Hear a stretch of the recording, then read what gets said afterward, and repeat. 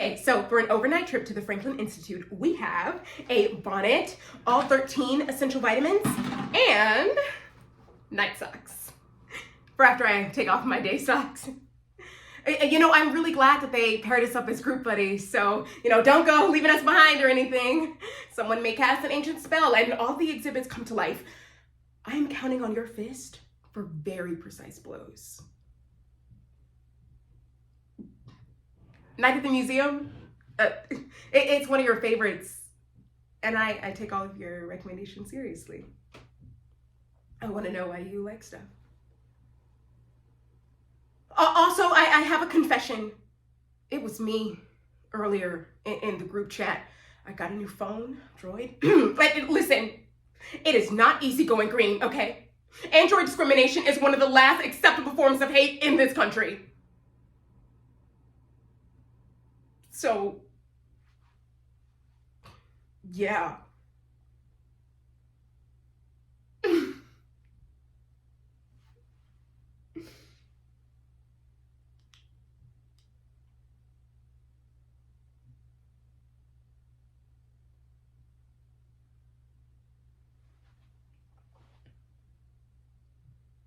I do.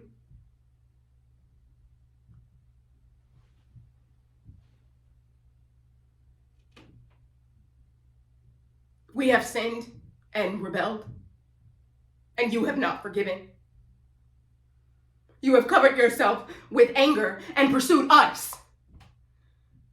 You have slain without pity.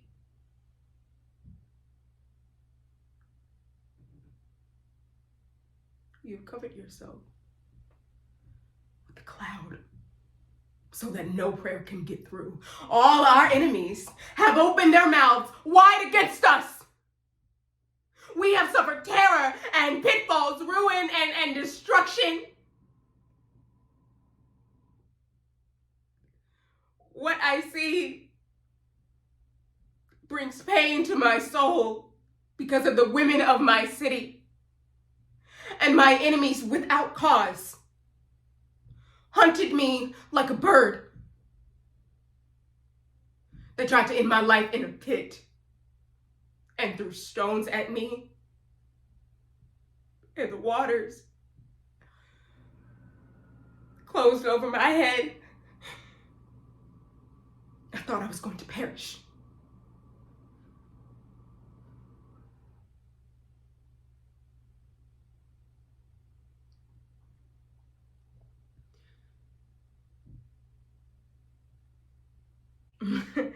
Hi, my name is Rachel Michelle Bryant.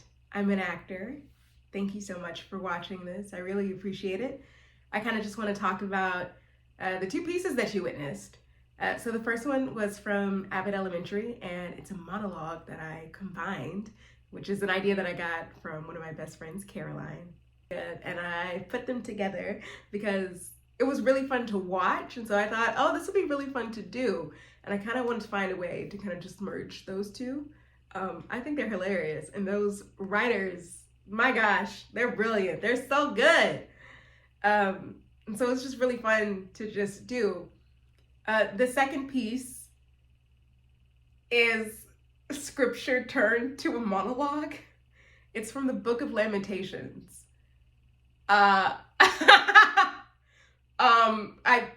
That sounds wild. I feel like that was a wild statement to say. And so now I feel the need to justify it as to why I did that. So actually I was attending a funeral of a child, and it was quite sad. It was a funeral of a child.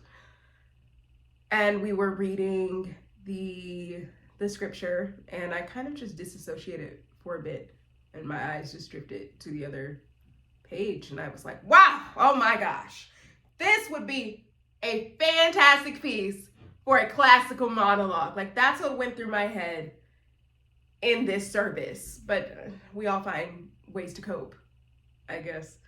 But also for a long time now, I've been saying that Shakespeare and the Bible are very much alike. They're very poetic, and it's incredible how beautiful the language is.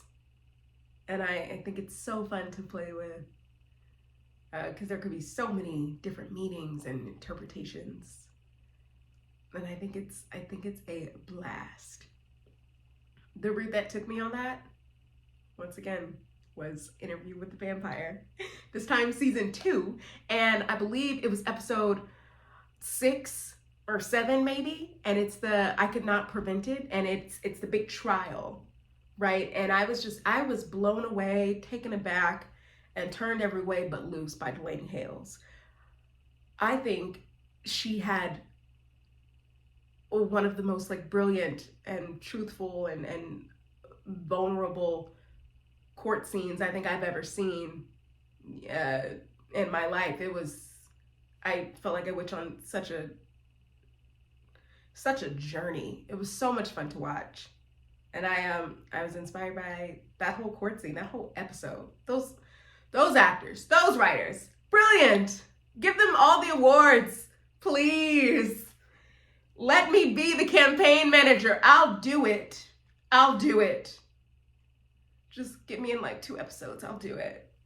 Anyway, yeah, that's kind of what inspired to do that piece from Lamentations and almost turn it into, I guess, like a courtroom kind of scene. That was the vibe. That's what I was going for.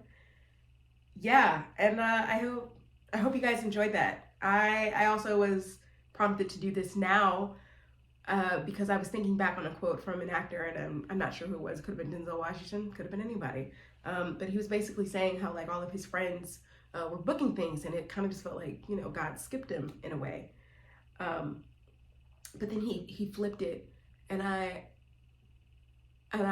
been thinking about it like that since. He was like, oh, all of my friends are like getting all these great opportunities, they're booking things.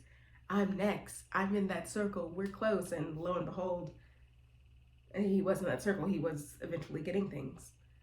And it got me thinking about some of my friends. I have a friend that's moving to New York.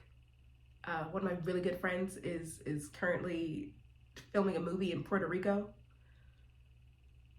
That's insane. What a life.